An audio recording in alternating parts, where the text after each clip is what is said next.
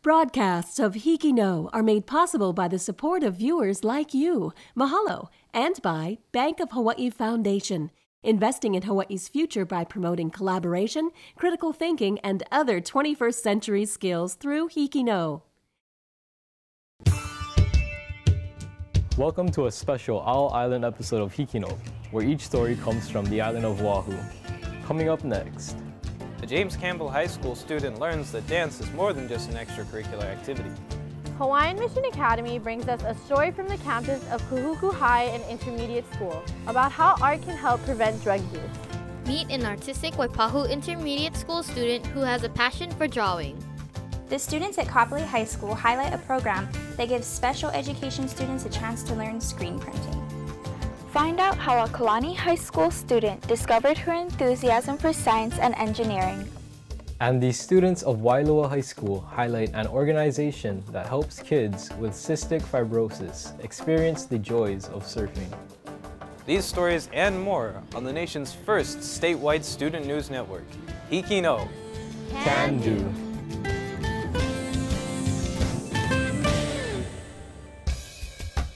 Our first stop in our All-Oahu edition of HIKI NŌ is James Campbell High School, located in Ewa Beach.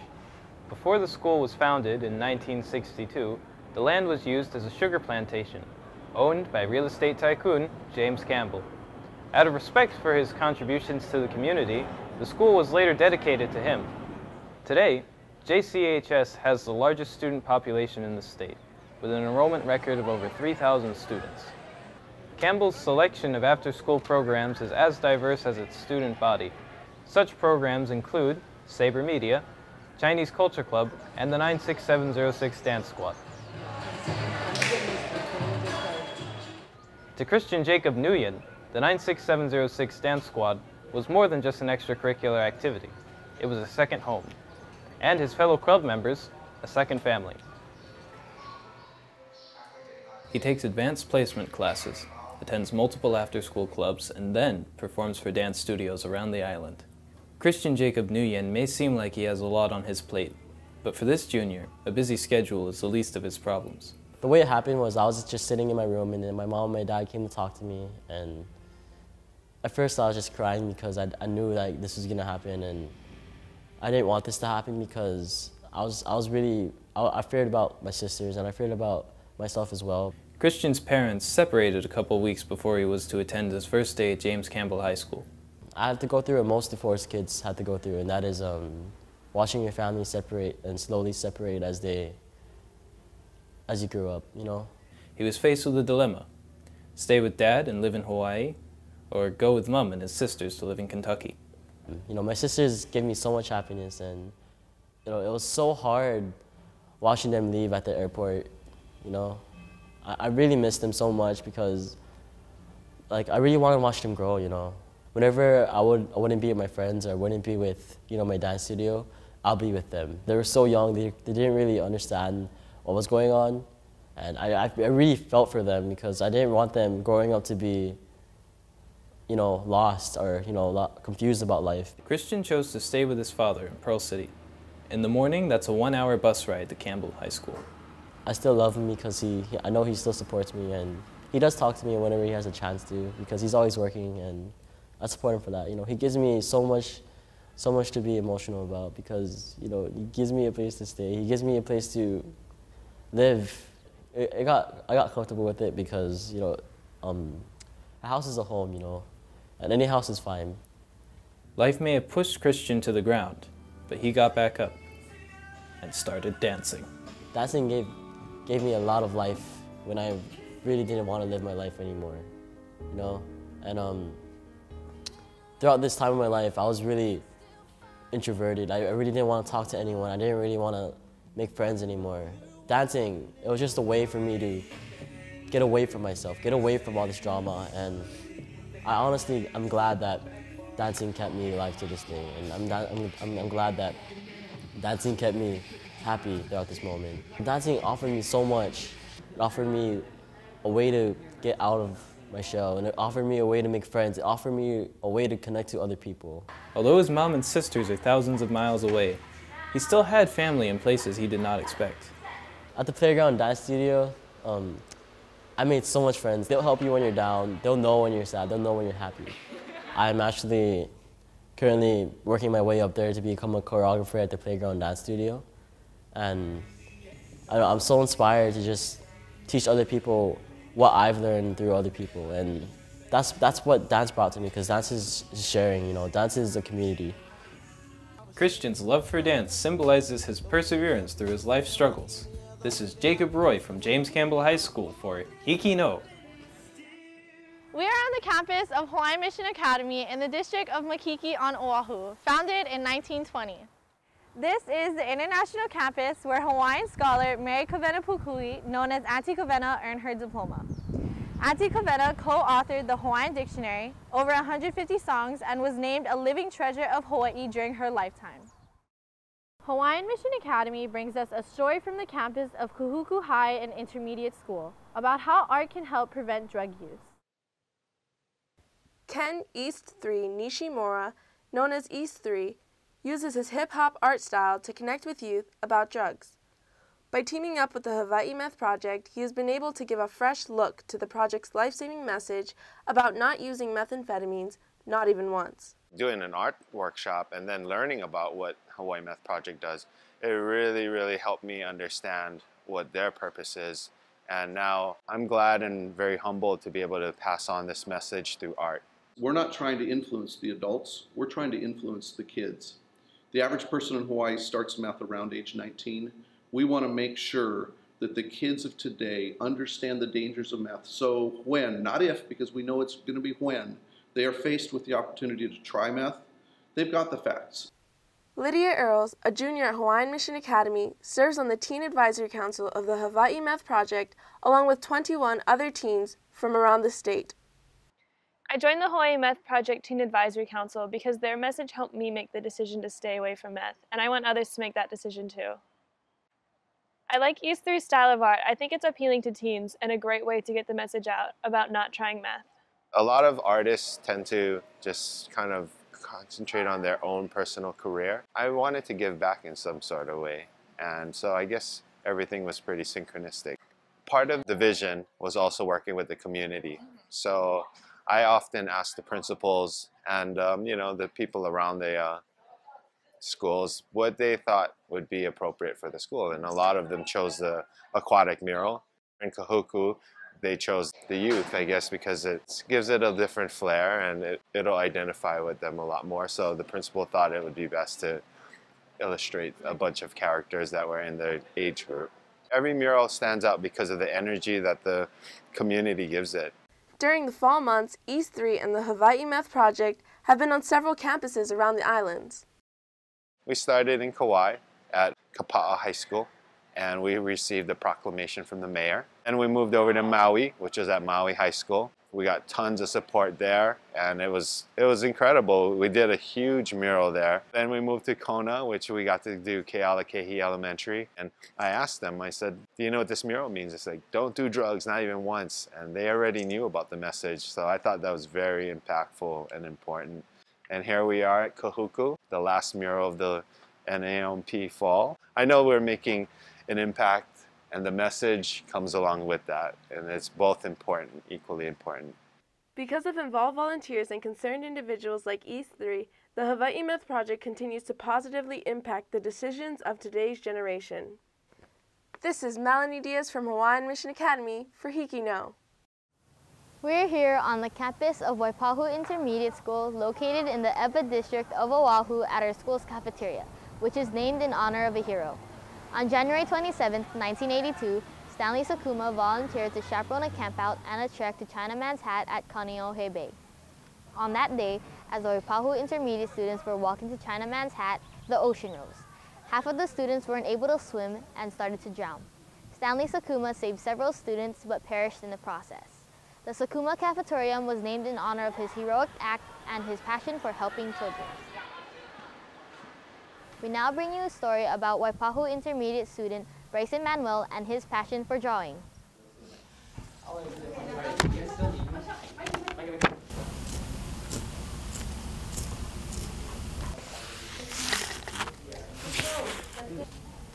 I have been drawing since I was young, and until now I still have the passion for it. To Bryson Spencer Manuel, an 8th grader at Waipahu Intermediate School, drawing is much more than a hobby. Because a lot in my family loved to draw, they were artistic, and I think that rubbed off on me. I love drawing because it helps me show my creativity, and most of the time it helps me give off the emotions I have pent up inside. Bryson's love of drawing gave him an opportunity to receive an award and meet someone he truly admires. I've won a plethora of school awards that pertain to the art I've drawn, and they led me to meet people like James Rumford, an author and an artist who I've seen as a role model. Award-winning author and artist James Rumford has been illustrating books he has written since he was a young boy. Just like Bryson, James Rumford sees writing and drawing as a passion. Most times it doesn't matter about me winning a competition, it's about me expressing myself. I think it made me a more creative and passionate person dealing with the beauty of the world. As for Bryson's future, he plans to go to college and major in either graphic design, architecture, or engineering. This is Sherry McCall from Waipahu Intermediate School for HIKI NŌ. Welcome to Kapolei High School, located in the Leeward District of Oahu, home of the Hurricanes and home to the only Marine Corps JROTC program in the state. Despite the program only being 4 years old, they have made their mark by taking top drill team honors 2 years in a row in state-level competition. Under the guidance of Colonel Seal and Sergeant Major Cece, these students are learning discipline, loyalty, and leadership, all skills that will make them successful well past high school. Right. Left. Our next story takes place at Kapolei High School, where a program allows students with disabilities an opportunity to learn the art and process of screen printing. While you're waiting, hands-on education is so very important to our students. Traditional classrooms are becoming a thing of the past. When you learn, the more hands-on opportunities you have, the better you become at a skill. The more repetition you have, the more you become better at a skill. Each person has a very distinct style of learning. Most of our students are visual and kinesthetic learners, which means the more that they see, the more that they do, the better they grasp the concept. For most students, hands-on learning can enhance a student's learning experience in many ways. So when we taught students in the classroom, like showing them videos or talking to them verbally, it was more difficult because our students learn best through hands-on learning. They learn by doing, and they also learn by a lot of repetition. We don't talk about washing cars, we wash the cars, and we don't talk about cleaning classrooms, we actually go out and clean. So really the best way for them to learn is to hear about it, but also to do it over and over. Most of the students preferably enjoy hands-on activities because they're actually engaged. Don't you like doing hands-on stuff? Who likes to sit and listen to a teacher blah, blah, blah, blah, blah all day long? This is especially true for this group of special education students. They need to see what they're doing. They need to feel what they're doing in order to fully learn. They are learning valuable vocational skills through hands-on learning. So my idea was, what if each high school became experts in maybe just 1 or 2 different trades, and we partnered up or collaborated with the other high schools who may be experts in a different trade, and we share with each other our expertise. We had discussed what types of trades we would like to teach our students. Screen printing was one of the ones that got put on the table, and that's when Kapolei High came into the picture, whereas I heard you guys do screen printing. Even though the screen printing takes place at Kapolei, we are not the only school involved. And what a great partnership it would be if the 2 schools could support one another, because ultimately it shouldn't be Kapolei High School or Waipahu High School or any other high school. Together we all have the same goal, which is teaching our students, getting them to be the best that they can be. So if we can collaborate and work together to reach that goal, why not? In order to teach this skill, the teachers themselves had to become the students. We're learning along the way, but I've come in about 4 times and learned to do stuff on the computer. We don't want to goof things up, and I think in our own little ways we're perfectionists, so we want to do things right, but also learning the process and understanding the process so that when it comes time to teach the students, we know what's supposed to be done, when it's supposed to be done, and how it's supposed to be done. They have to become experts in multiple fields, which is difficult when you're a teacher that may not have the culinary background or have gardening or landscaping type background. Besides acquiring screen printing skills, the students have fun and develop a sense of pride and accomplishments. The fact that our students have a tangible product at the end of the day that they've helped to create and that they will ultimately see other people wearing gives them a sense of pride and joy. This is Deandra Dillard from Kapolei High School for HIKI NŌ. Our next stop on this All-Oahu edition of HIKI NŌ is Kalani High School, located in East Honolulu, the heart and home of the Falcons. At the front of the school, the spirit of Kalani is portrayed through a glass mosaic mural designed by Jay Wilson in 1997, depicting the mind, body, and spirit of our students collaged with the head and wings of falcons. The various symbols and school colors emphasize Kalani's spirit, while the overall mural signifies unity, completionist, wholesomeness, and harmony. The faculty and students strive to embody the meaning of the spirit of Kalani. And now, from the HIKI NŌ students at Kalani High School, a story about how taking risks can spark new interests. Teenagers today have many life-changing choices to make. Kalani student Riley Kishiba had the difficult decision of choosing between continuing with sports or trying an entirely different extracurricular program. I don't consider myself to be a jock, but others think I am. In high school, both my parents were actually really involved in sports. When I first came to Kalani, I played on the soccer and the basketball team as a freshman, and I also became captain my sophomore year for the basketball varsity team. After I ended my junior year of the basketball season, I was invited to go and check out the robotics club and see what they do there. It was a decision that would set Riley down a new path. I really enjoyed being with the robotics club because of all the people there. They're very passionate about what they do and they're committed, and I think we all have the same values and we all want to get work done. I found robotics to be very interesting because it's very different than what I've been used to. All my life I've been playing sports, so this was a really big change for me. At the beginning of Riley's senior year, she was invited to be a part of the Hawaii Space Grant Consortium team for the Japan Super Science Fair. Professors of the Hawaii Institute of Geophysics and Planetology mentored their team. By attending the Japan Super Science Fair, Riley had the opportunity to participate with fellow students from over 20 countries and began to learn a lot about herself in the process. It helped me to really open up and take more risks. And I even took the challenge of becoming the head of fundraising. So right now I coordinate all the craft fairs and I'm in charge of alternative merchandise, which includes creating jewelry from computer parts. Rather than following my parents' footsteps into sports, I decided that robotics was more for me. And this whole experience of joining robotics and getting to go to Japan has really opened my options for me.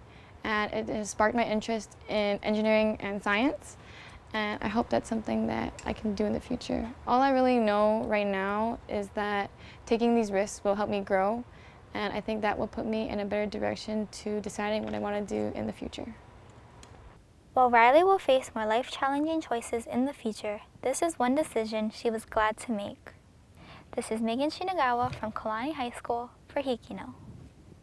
Our next stop in this All-Oahu edition of HIKI NŌ is Waialua High Intermediate School, located on the island's north shore. Due to demand from the nearby Waialua sugar plantation, our school was founded in 1914 as a single-room school.